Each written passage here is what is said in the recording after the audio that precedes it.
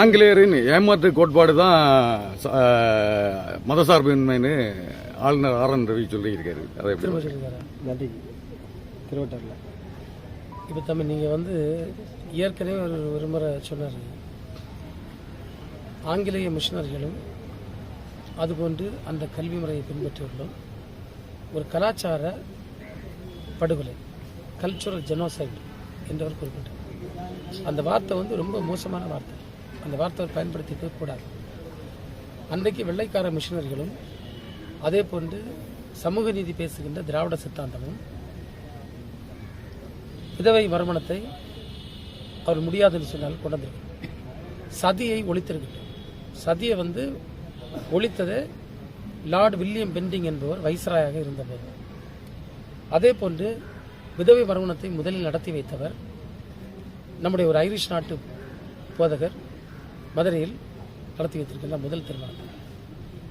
அதே போன்று பெண்களுக்கு சொத்தில் பங்கு தொடங்கி, பெண்களுக்கு வாக்குரிமை தொடங்கி, பெண்களுக்கு இடஒதுக்கீடு தொடங்கி அத்தனையும் பண்ணது இந்த திராவிட சித்தாந்தமும் அன்றைக்கு இந்த மிஷனரிகள் போன்றது. இது வந்து கல்ச்சுரல் ஜெனோசைடா, பெண்களை காப்பாற்றுறது, இதுக்கு பிறகு கலாச்சார சதியா? அதே போன்று சாதியை கட்டமைத்து சாதி ஒன்றும் பரப்பிலையாற்ற இல்லை, அதை கட்டமைத்து நம்ப வைத்து இவ்வளவு கொடுமைகள் செய்தார்கள். அந்த கொடுமைகளிலிருந்து விடுவிப்பதற்கு இன்றைக்கு சமூக சித்தாந்தத்தை பேசுகின்றவர்களை பார்த்து இவர்கள் கலாச்சார படுகொலை செய்தவற்றை எப்படி ஏற்றிட முடியும்?